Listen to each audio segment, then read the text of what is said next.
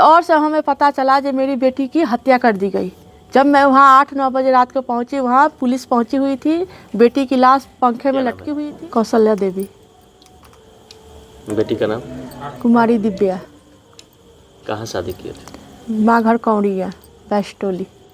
बसंत कुमार सिंह से 24 नवंबर 2024 को शादी हुई थी। अच्छा, क्या मामला है?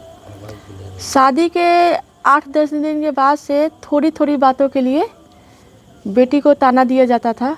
बेटी बोलती मम्मी ऐसे बोल रहे हैं, वैसे बोल रहे हैं। 2.5 महीना जब हो गया तो दामाद बोले जे मम्मी पापा से कहो 10 लाख रुपया देने के लिए, मुझे बिजनेस करना है।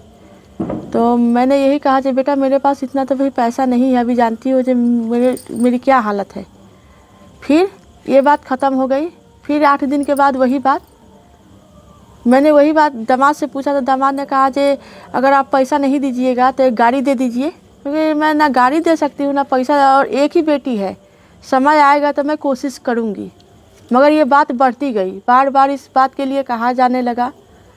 मोबाइल छीन लिया मेरी बेटी से, ये ना मोबाइल रहेगा ना तुम कोई बात उससे बताओगी। क्या शादी में आप दहेज नहीं दी थी? दी थी, दहेज गहना उसको भी दी थी। मैं अपनी बेटी को 2.5 तोला सोना दी हूँ, और दामाद को 5 अंगूठी और 1 भर की सिकड़ी दामाद को दी हूँ। आपकी बेटी के साथ ऐसे प्रताड़ना क्यों की? पता नहीं उसके दिमाग में क्या चल रहा था, वो किसी और के चक्कर में था कि क्या, ये मैं नहीं बता सकती हूँ। उसके बाद क्या हुआ? उसके बाद मोबाइल छीन लिया, और उसके पापा गए थे मिलने 17 अप्रैल को।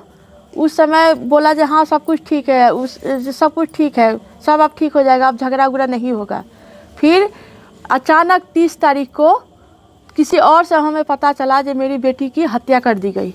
जब मैं वहाँ 8-9 बजे रात को पहुँची, वहाँ पुलिस पहुँची हुई थी, बेटी की लाश पंखे में लटकी हुई थी, और सब फरार थे। उसकी माँ बसंत, उसका भाई विकास और एक भाई सुधीर, ये चारों का हाथ है मेरी बेटी को मारकर टांगने में। शादी का कितना दिन हुआ था?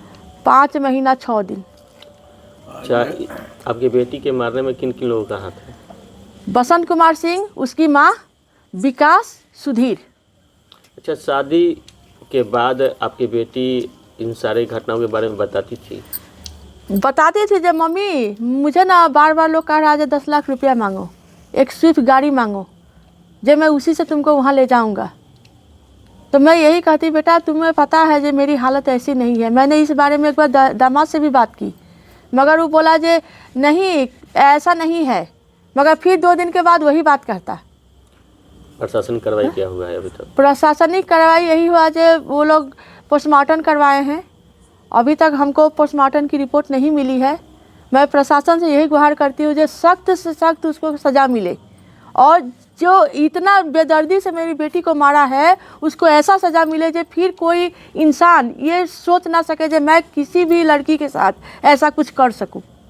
मुझे और कुछ नहीं चाहिए, बस मेरी बेटी के लिए इंसाफ चाहिए। आपका दामाद क्या करता है? वो एक साइंस कोचिंग सेंटर चलाता है, माँ साइंस कोचिंग सेंटर। कहाँ पे? वो घर पर ही। घर पर ही? हाँ, और उसके अपने घर का बहुत घमंड है, बार बार कहता था कि मैं इतना अच्छा घर बना लिया हूँ। क्या नाम है आपका? अरुण कुमार सिंह। क्या मामला है? मामला है कि मेरी बेटी जिसका नाम दिव्या है, उसकी शादी मैंने 24 नवंबर को 2024 में कौड़िया बैस्टोली के बसंत कुमार से किया था, बसंत सिंह से, जो कि वहीं पे एक कोचिंग सेंटर चलाता है अपना। बीच बीच में जब से शादी किया तब से बेटी ये तो बताती रही कि मैं यहाँ खुश नहीं हूँ, मुझे प्रताड़ित किया जाता है, मुझे किसी की छोटी छोटी बातों के लिए टॉर्चर किया जाता है।